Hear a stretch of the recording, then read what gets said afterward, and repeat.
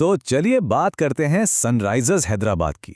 जब भी हम इनके पेस अटैक के बारे में सोचते हैं तो एक सवाल हमेशा मन में आता है, क्या ये सच में उतना ही कमजोर है जितना लोग कहते हैं?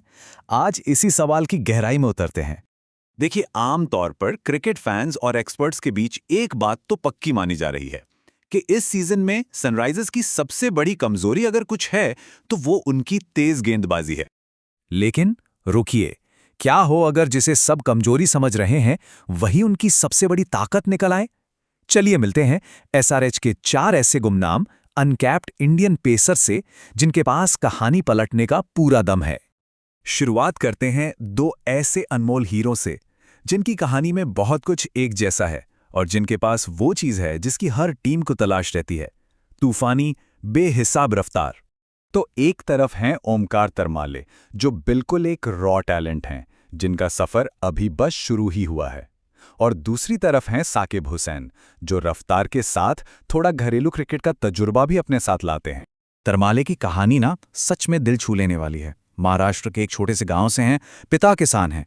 उन्होंने बेटे की कोचिंग के लिए 3 लाख का लोन तक ले लिया और ये लड़का रोज 60-70 किलोमीटर सफर करता था सिर्फ प्रैक्टिस के लिए। और जानते हैं इस सारी मेहनत का नतीजा क्या हुआ? एसआरएच के ट्रायल्स में चोट लगी होने के बावजूद उन्होंने टीम के स्काउट्स, खासकर पूर्व भारतीय पेसर वरुण एरन का दिल जीत लिया।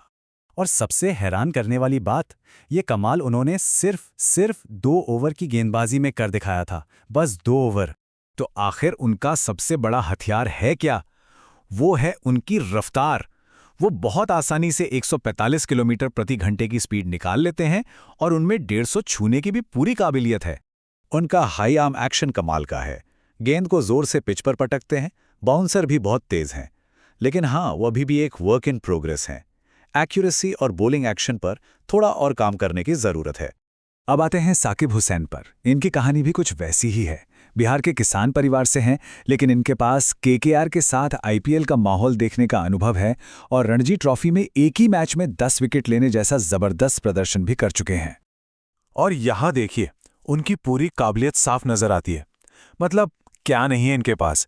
145 की स्पीड है, एक खतरनाक बाउंसर है, सटीक यॉर्कर डालने की कला है और ऊपर से एक ऐसी धीमी गेंद जो बल्लेबाज को पूरी तरह चकमा दे दे।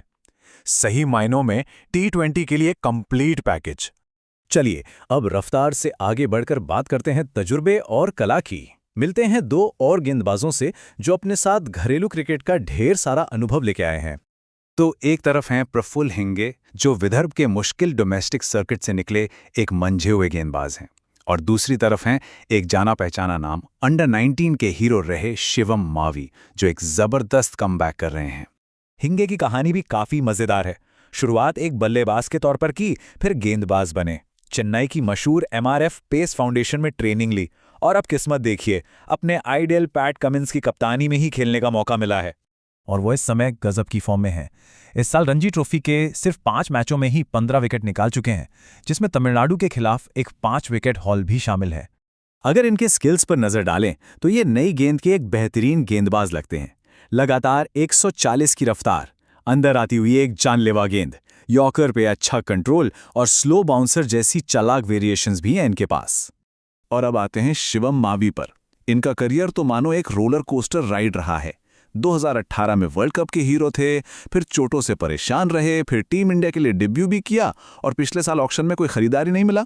सोचिए जरा। लेकिन कहानी में एक बहुत बड़ा ट्विस्ट है। आज के शिवम मावी वो पुराने वाले शिवम मावी नहीं है। वो सिर्फ एक गेंदबाज नहीं है, उन्होंने खुद को पूरी तरह बदल लिया है। अब वो एक खतरनाक लोअर ऑर्डर बल्लेबाज बन चुके हैं। इसी सीजन रणजी में सेंचुरी मारी है, यूपी टी20 लीग में 20 गेंदों पर 50 रन ठोक चुके हैं और फील्डिंग तो खैर उनकी हमेशा से ही रॉकेट जैसी रही है। तो अब अगर इन चारों अलग अलग तरह के टैलेंट को एक साथ रखकर देखें तो सनराइजर्स की पेस बॉलिंग की पूरी तस्वीर आखिर दिखती कैसी है? नतीजा ये है कि हमारे सामने एक ऐसा पेस अटैक है जिसमें गजब की गहराई और वैरायटी है। तूफानी रफ्तार से लेकर सधी हुई गेंदबाजी, घरेलू अनुभव और ऑलराउंड काबिलियत तक, मतलब इनके तरकश में हर तरह का तीर मौजूद है। और इन सब में एक चीज बिल्कुल कॉमन है, और वो ये कि ये चारों गेंदबाज लगातार 140 किलोमीटर प्रति घंटे से ज्यादा की रफ्तार से गेंद फेंक सकते हैं।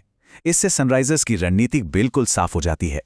और इसका सीधा सा मतलब ये है कि इन चारों में से जिसे भी मौका मिलेगा, उसके पास विरोधी टीम पर कहर बरपाने की पूरी क्षमता है। तो घूम फिर कर हम वापस उसी सवाल पर आ गए जहां से ये सारी बातचीत शुरू हुई थी। क्या सनराइजर्स हैदराबाद की तेज गेंदबाजी, जिसे सब उनकी कमजोरी मान रहे हैं, असल में कमजोरी है भी? या फिर ये छिपी हुई पेस फैक्ट्री ही वो सीक्रेट वेपन है जो उन्हें इस बार चैंपियन बना सकती है?